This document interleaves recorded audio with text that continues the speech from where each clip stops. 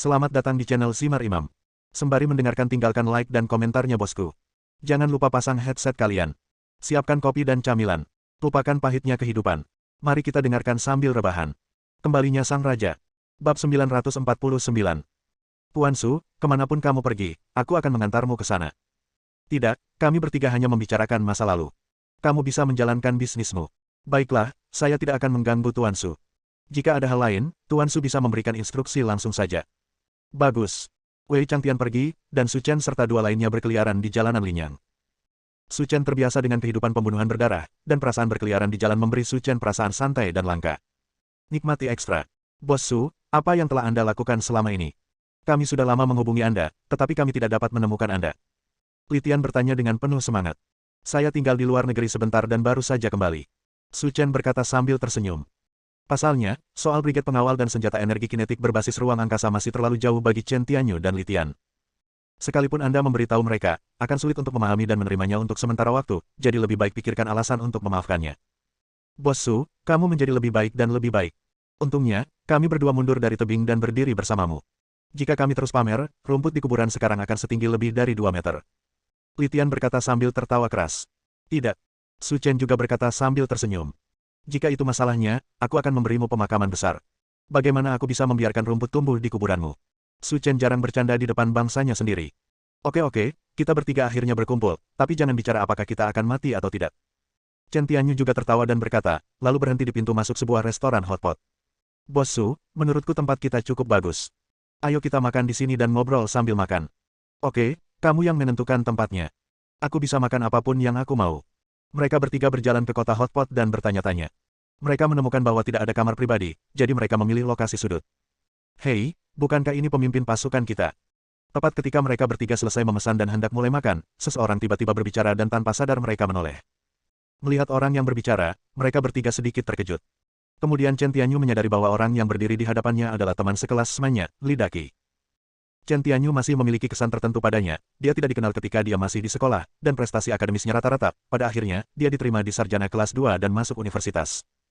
Tapi melihat dia sekarang, dia sepertinya punya beberapa trik, terutama jam tangan di tangannya, yang harganya setidaknya lebih dari 20.000 yuan.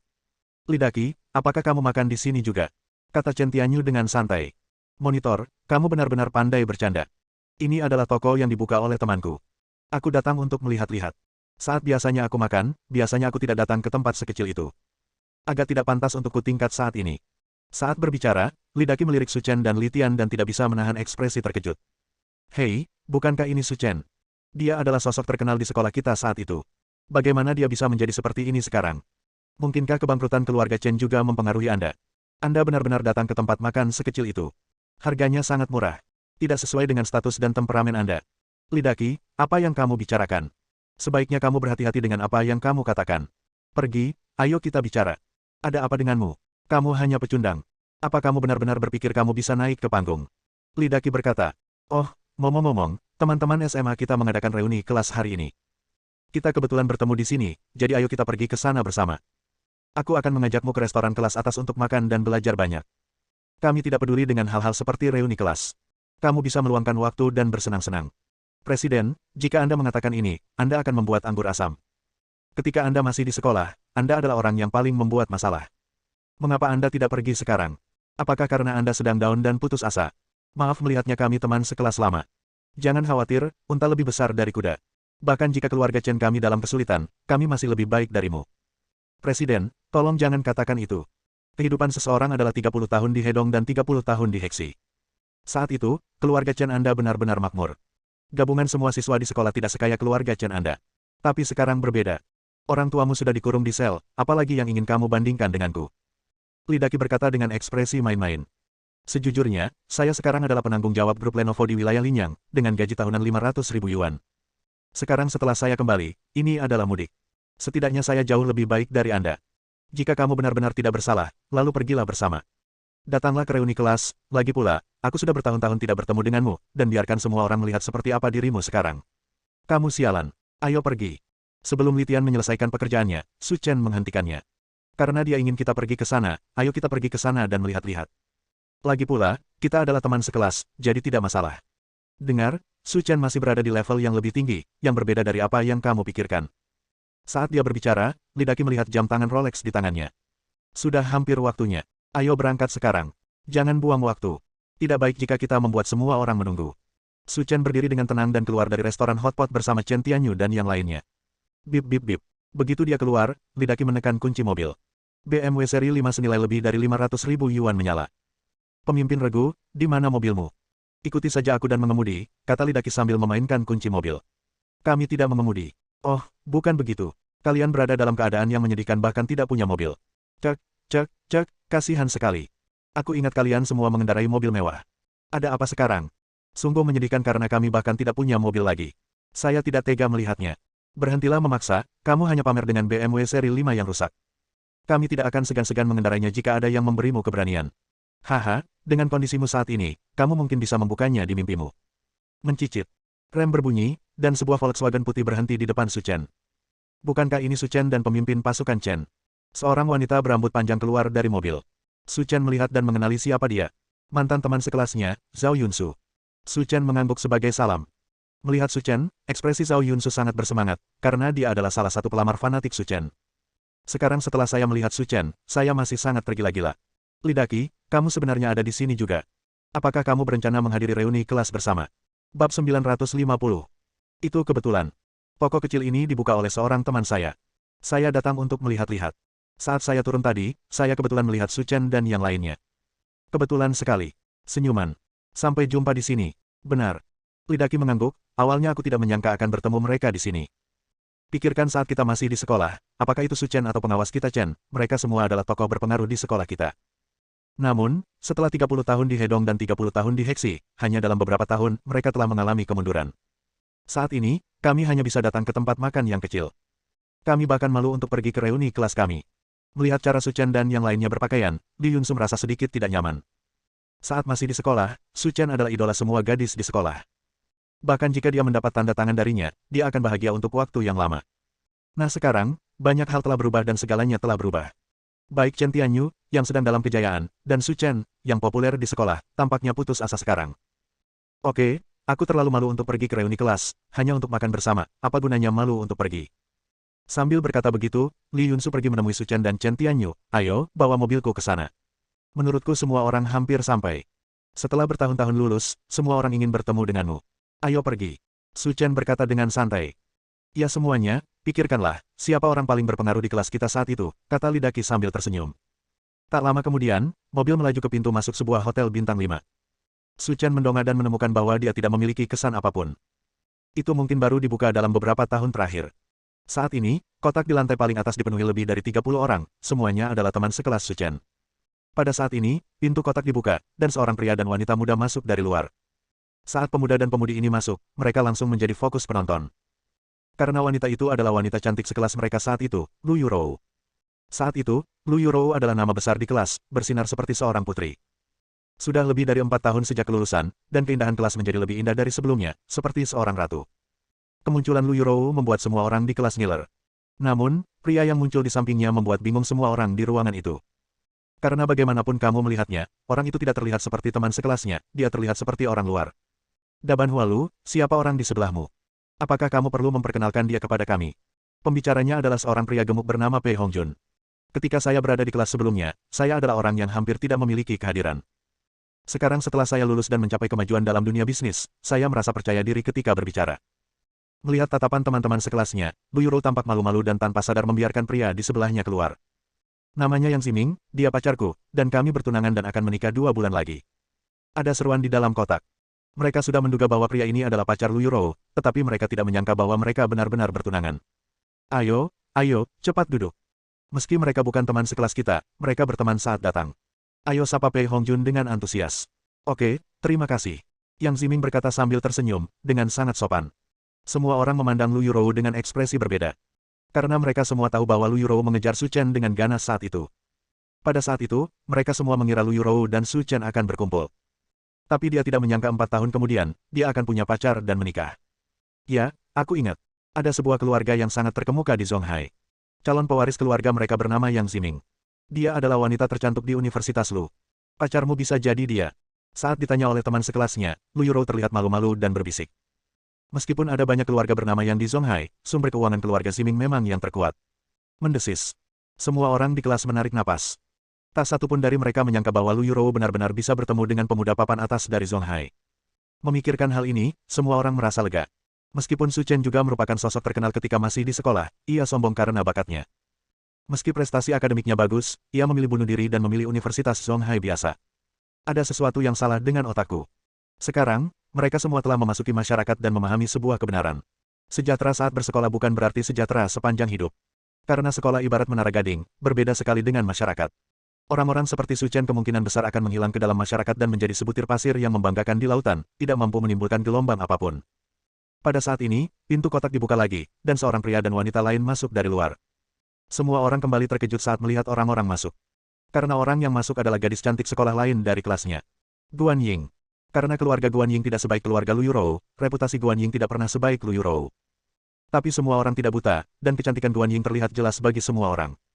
Karena itulah kedatangan Guan Ying menarik banyak perhatian. Terlebih lagi, karena alasan keluarga, Guan Ying biasanya berpakaian sangat sederhana. Dibandingkan dengan dia, itu seperti surga dan bumi. Itu seperti burung pipit kecil yang tidak mencolok, melompat dari dahan ke burung phoenix emas. Bahkan di depan Lu Yurou, dia tidak dirugikan. Si cantik Guan, orang di sebelahmu seharusnya adalah pacarmu. Teman sekelas di dalam kotak bersorak. Guan Ying bertingkah anggun dan berkata sambil tersenyum, izinkan saya memperkenalkan kepada semua orang, pacarnya bernama Gao Yan. Keluarganya bertugas di wilayah militer Yanjing. Kali ini dia kembali bersama saya untuk bertemu orang tua saya. Mampirlah untuk reuni kelas. Ekspresi Guan Ying sedikit arogan. Jelas sekali, saya tidak lagi memperhatikan reuni kelas tingkat ini, dan saya hanya datang untuk berpartisipasi di dalamnya. Begitu mendengar kata daerah militer Yanjing, semua orang yang hadir terkejut. Kekuatan di tangan wilayah militer sangat besar, dan itu bukanlah sesuatu yang bisa dibandingkan dengan orang biasa seperti mereka. Xiao Ying, kita semua adalah teman sekelas, tidak perlu mengatakan ini, ayah kita hanyalah seorang guru, tidak sekuat itu. Astaga, menguasai. Ketika mereka mendengar tentang posisi ayah Gao Yan, semua orang yang hadir berseru kaget. Itu gurunya. Bisa dibilang dia adalah anggota penting partai. Jangan rendah hati. Calon mertuaku baru berusia 40-an, dan di masa jayanya. Dia akan dipromosikan menjadi Panglima Angkatan Darat di masa depan, atau bahkan masuk komisi militer. Jabatan komandan divisi saat ini adalah hanya sementara. Guan Ying berkata sambil tersenyum. Bab 951. Sambil berbicara, Guan Ying tidak lupa melirik ke arah Lu Yurou, seolah dia sedang pamer. Tanpa menunggu ada yang bertanya, dia mengatakan semuanya. Dipromosikan menjadi Panglima Angkatan Darat dan bergabung dengan komisi militer. Mendengar berita ini, semua orang kembali terkejut. Jika ini masalahnya, maka identitasnya luar biasa. Inilah orang terhormat yang sebenarnya. Pertama-tama, pacar Lu Yurou hanyalah pewaris keluarga kaya, tapi dia tertinggal setengah poin. Setelah perkenalan singkat, Guan Ying dan pacarnya pun duduk, menunggu untuk mengobrol dan mulai makan. Saya sudah melakukan beberapa perhitungan, dan semua orang hampir tiba. Mengapa kita tidak memesannya sekarang? Kata Pei Hongjun sambil tersenyum. Tunggu sebentar, jangan khawatir, Li Daqi dan Li Yunsu belum datang. Mereka mungkin akan segera tiba. Oke, tunggu beberapa menit. Pei Hongjun berkata sambil tersenyum. Dalam 4 tahun terakhir ini, kami teman sekelas semakin jarang berkumpul. Jika saya ingat dengan benar, ini seharusnya menjadi jumlah orang terbesar yang pernah dikatakan seseorang. Saya belum bisa bilang banyak. Masih ada 3 orang yang belum ditemukan. Saya belum bisa bilang paling lengkap. Hah? 3 orang yang mana? Tentu saja dia adalah orang terbaik di sekolah kita. Pei Hongjun menyalakan rokok dengan nada main-main. Li Tian, Chen Tianyu, dan Su Chen, yang populer di sekolah saat itu. Mendengar Pei Hongjun menyebut nama Su Chen, Lu Yurou dan Guan Ying semuanya menawan. Saat itu, keduanya berinisiatif menunjukkan kebaikan mereka kepada Su Chen dan ingin bersamanya bagaimanapun caranya. Terutama Guan Ying, dia juga disponsori oleh Su Chen. Jika skandal seperti itu menyebar, pasti akan berdampak pada reputasinya. Kalau dipikir-pikir, saya masih punya ide untuk mengabdikan diri padanya. Untungnya, saat itu, dia menganggap dirinya mulia dan tidak setuju. Jika ini masalahnya, tidak mungkin dia menikah dengan keluarga kaya. Sungguh suatu berkah untuk memikirkannya. Memikirkan hal ini, Lu Yurou dan Guan Ying menghela nafas lega. Untungnya, Su Chen tidak datang hari ini. Jika dia mengira dia telah menikah dengan keluarga kaya hari ini dan memiliki status yang menonjol, dia pasti akan menyebutkan apa yang terjadi saat itu untuk membuat dirinya lebih mulia. Menakutkan jika dipikir-pikir. Jika ini benar-benar terjadi, reputasi baik saya akan benar-benar hancur. Iya, kenapa kamu lupa mereka bertiga? Entah dari mana mereka meraup rejeki. Sudah lebih dari 4 tahun, dan tidak ada kabar dari mereka masing-masing. Sepertinya mereka menghilang. Menurut perkiraan saya, apa yang mereka lakukan sekarang jelas tidak terlalu baik. Anak laki-laki yang berbicara sangat kurus, namanya Sun Qian, dan dia adalah anggota komite belajar di kelas tersebut. Semula cita-citanya menjadi ketua regu, namun prestasi akademisnya selalu tertinggal jauh dari Chen Tianyu, sehingga ia selalu direndahkan menjadi anggota panitia belajar. Mengapa kamu berkata begitu? Pernahkah kamu melihatnya? Hehe. Sun Qian tersenyum ringan, kebetulan saya pernah bertemu Litian sebelumnya karena beberapa masalah pekerjaan. Hei, benar. Katakan padaku apa yang terjadi. Semua orang menjadi tertarik dan bertanya dengan tergesa-gesa. Seperti yang Anda tahu, bukankah saya bekerja di kantor urusan sipil? Tahun lalu, Litian datang ke tempat kami untuk mengajukan surat keterangan rumah tangga miskin dan meminta saya menandatangani subsidi bulanan sebesar 500 yuan. Ya Tuhan, bukan itu masalahnya. Bukankah Litian adalah wanita jalang Chen Tianyu? Terlebih lagi, keluarga Chen Tianyu adalah keluarga besar di kota Linyang, dengan kekayaan bersih lebih dari 100 juta. Tidak peduli seberapa buruk keadaannya, tetap saja mustahil bagi Litian untuk mencapai titik ini. Kalian ada di sini sepanjang waktu dan tidak mengetahui situasi di sini di Linyang. Sun Qian berkata dengan bercanda. Satu hal yang mungkin belum Anda ketahui adalah bahwa keluarga Chen Tianyu bangkrut, dan itu karena penggelapan pajak. Orang tuanya telah ditangkap dan dipenjara selama 3 tahun. Sekarang tidak ada lagi yang tersisa. Sial, itu benar. Sebuah keluarga sebesar keluarga Chen bangkrut. Berita ini sangat menggembirakan. Kabar kebangkrutan keluarga Chen membuat banyak orang merasa tidak percaya. Tidak percaya ini benar. Jangan kaget, ada berita yang lebih menarik lagi. Sun Qian berkata dengan bangga. Berita apa? Ketika kami lulus, bukankah Chen Tianyu dan Litian kuliah di Universitas Yanqing, dan nama mereka tertulis di depan mereka di daftar merah sekolah saat itu? Kami tahu ini. Nak, berhentilah pamer dan beritahu kami apa yang terjadi. Biar ku beritahu, ketua regu kita Chen masih sangat baik. Saat dia masih kuliah, dia menghamili seorang wanita dan akhirnya diperintahkan untuk keluar. Wanita jalang itu Litian bahkan bertengkar dengan kepala sekolah dan akhirnya dikeluarkan. Hanya saja seperti anjing yang berduka, menarik untuk memikirkannya. Luar biasa. Semua orang tertawa dan berkata, pemimpin pasukan masih hebat. Keluarganya bangkrut, tapi dia masih tega melakukan ini. Dia terlihat seperti seseorang yang melakukan sesuatu yang besar. Jangan bicara tentang dua pecundang itu. Siapa di antara kalian yang tahu kemana perginya Su Chen? Dia adalah sosok yang sangat berpengaruh pada saat itu, dengan masa depan yang tidak terbatas. Saya tidak tahu seperti apa dia sekarang. Pei Hongjun bertanya. Apalagi yang bisa saya lakukan? Ini jelas tidak bagus. Sun Qian juga menyalakan rokok dan berkata dengan ekspresi menghina. Mengapa kamu mengatakan itu? Coba pikirkan, ketika mereka di sekolah, Chen Tianyu dan Litian sama-sama adalah pengikut Su Chen dan tidak dapat dipisahkan sepanjang hari. Sekarang mereka dalam masalah, Su Chen tidak memberikan bantuan. Apa maksudnya ini? Pasti tidak sebaik itu, jika tidak, Chen Tianyu dan Litian tidak akan putus asa seperti itu. Jangan khawatir, apa yang kamu katakan masuk akal. Pei Hongjun berkata sambil tersenyum. Apa artinya punya akal sehat? Itu saja.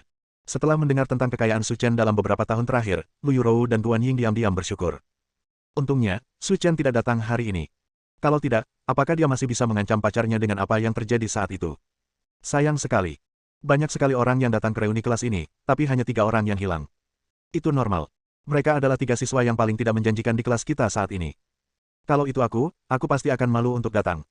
Jika kamu ingin berbicara tentang Su Chen, betapa cantiknya dia saat itu, tetapi sekarang dia tidak sebaik yang dia inginkan. Tentu saja, dia tidak akan berani datang ke sini, jika tidak, dia akan membuat dirinya tidak nyaman. Oke, teman sekelas kita akhirnya berkumpul, jadi jangan sebut mereka. Duan Ying berkata, berusaha untuk tidak melewatkan topik ini. Dia tidak ingin lagi mendengar informasi apapun tentang Su Chen. Adapun apa yang terjadi saat itu, mereka semua masih muda dan cuek. Sekarang setelah saya dewasa, saya telah melihat kerasnya dunia dan kehangatan serta kehangatan orang-orang, dan saya merasa bahwa saya terlalu naif saat itu. Namun untungnya, tidak ada kesalahan yang dilakukan. Kalau tidak, keluarga besar seperti keluarga Gao mungkin tidak akan bisa menyukainya. Semua orang mendengar perlawanan, tetapi mereka tidak menyangka dia akan begitu menentang Su Chen sekarang. Bagaimanapun, Su Chen baik padanya. Bab 952. Oke, jika Nona Guan mengatakan untuk tidak menyebutkannya, maka jangan sebutkan itu. Lagi pula, mereka semua berada di lapisan bawah masyarakat sekarang. Bahkan jika mereka datang, mereka akan menjadi seperti orang luar dan tidak dapat mengobrol dengan kita. Jadi, tidak apa-apa jika mereka tidak datang. Siapa bilang tidak? Pei Hongjun berkata. Kita semua tahu situasi Su Chen dan yang lainnya. Jika mereka benar-benar datang ke sini dan ingin menggunakan kemampuan kita untuk mengatur pekerjaan bagi mereka, itu buruk. Lao Pei benar. Orang seperti mereka benar-benar tidak perlu membantu. Saat ini, langkah kaki terdengar di luar kotak. Pei Hongjun tersenyum dan berkata, saya kira Lidaki dan Li Yunsu ada di sini, dan sekarang kita bisa menyajikan makanannya. Klik. Pintu kamar pribadi dibuka, dan sebelum dia melihat siapapun, dia mendengar tawa Lidaki. Teman sekelas lama, lihat siapa yang kubawa ke sini. Pintu terbuka, dan semua orang kecuali Li Yunsu, yang sudah lama mengetahuinya, menemukan bahwa Su Chen, Chen Tianyu, dan Litian semuanya berada di belakang Lidaki. Melihat Su Chen dan 2 orang lainnya, semua orang di ruangan itu terkejut. Tak satu pun dari mereka menyangka Su Chen dan Chen Tianyu akan datang ke sini. Apakah kamu tidak tahu kekacauan macam apa yang kamu lakukan? Bagaimana kamu berani datang ke sini? Melihat Su Chen, Lu Yurou dan Guan Ying segera menoleh ke arahnya. Seolah-olah dia tidak ingin Su Chen melihatnya. Dan berusaha keras untuk menghindari kontak apapun dengan Su Chen. Meski pergerakan keduanya sangat kecil, Su Chen melihatnya. Namun, Su Chen tidak menganggap serius mereka berdua saat itu, dan sekarang sama saja. Suasana di ruangan itu agak canggung, dan akhirnya Li Yunsu keluar untuk memuluskan segalanya. Beri jalan, beri ruang bagi Su Chen. Saat kamu diintimidasi oleh gangster di luar sekolah, Su Chen lah yang membantumu menghadapinya, dan dia bahkan meneriaki Tuan Su. Kenapa dia diam sekarang? Ketika Li Yunsu mengatakan ini, semua anak laki-laki di dalam kotak merasa malu. Su Chen memang makmur saat itu, tetapi 4 tahun kemudian, banyak hal dan orang-orang telah berubah, dan Su Chen telah mencapai posisinya saat ini. Bagaimana orang lain bisa meyakinkannya? Sekarang ada orang acak di sini yang 100 kali lebih kuat darinya, apakah Anda masih ingin memanggilnya Bos Su? Bukankah ini lelucon? Sudah bertahun-tahun berlalu, belum lagi keberanian orang baik. Kenapa hal-hal yang terjadi saat itu terungkap lagi? Kata Pei Hongjun dengan tenang. Oke, aku tahu kamu kuat sekarang. Li Yunsu berkata sembarangan. Cepat beri aku tempat duduk untuk pacarku Su, tidakkah kamu lihat kita semua berdiri? Semua orang menggerakkan tubuh mereka dan memberi ruang untuk 3 orang. Melihat mantan teman sekelasnya, Su Chen merasa sedikit emosional. Banyak orang di sini yang awalnya tidak dikenal dan bahkan tidak bisa kentut dengan satu pukulan pun. Sekarang mereka semua memakai emas dan perak, mereka sangat terkenal, dan ada sentuhan arogansi di mata mereka. Ada perbedaan besar dibandingkan saat itu.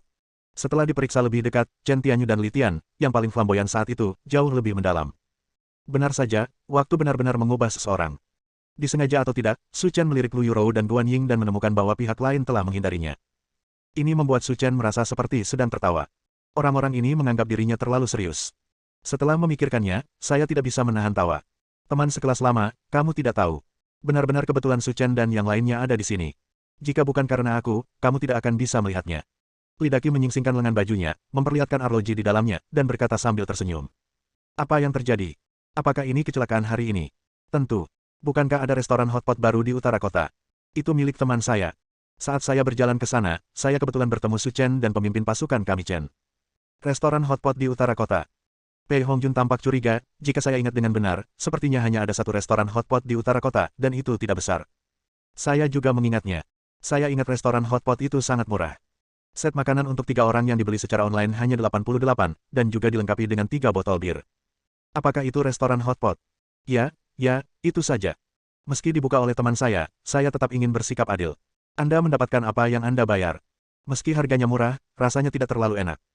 Saya bersama di Zonghai The Hotpot yang dimakan di sana memang tiada bandingannya, tapi untungnya harganya murah, menarik banyak orang, dan memberi kesempatan kepada orang-orang miskin itu untuk keluar makan hotpot. Guan Ying sedikit mengernyit. Su Chen begitu mulia saat itu, bahkan Wei Changtian, gangster di Linyang, harus bersujud di sampingnya. Sekarang 4 tahun kemudian, saya terpaksa makan di tempat seperti itu. Sungguh menyedihkan. Itu tidak benar. Meskipun burung Phoenix bobrok tidak sebaik ayam, dengan kekayaan Su Chen dan pemimpin pasukan Chen, mereka tidak akan pergi ke tempat makan seperti itu. Pei Hongjun berkata sambil tersenyum. Dasar pria gendut, kamu sudah lulus sekarang, kenapa kamu masih begitu naif? Masyarakat ini sangat realistis. 1 sen bisa membuat pahlawan bingung. Betapapun kuatnya dia saat itu, selama dia tidak punya uang di sakunya sekarang, dia tetap harus ditunjuk dengan patuh. Kalau tidak, dikatakan takdir, mempermainkan orang. Itulah maksudnya. Benar. Sungguh menyedihkan. Seseorang menggema. Oke, jangan bicarakan itu dulu. Hidangannya hampir tersaji. Ayo kita lakukan dulu. Kita sudah bertahun-tahun tidak berkumpul.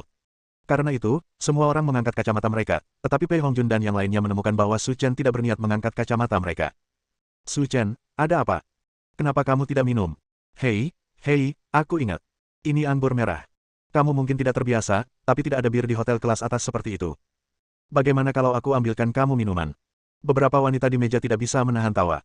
Su Chen benar-benar dalam keadaan putus asa, tidak lagi sebaik sebelumnya. Anggur ini terlalu buruk.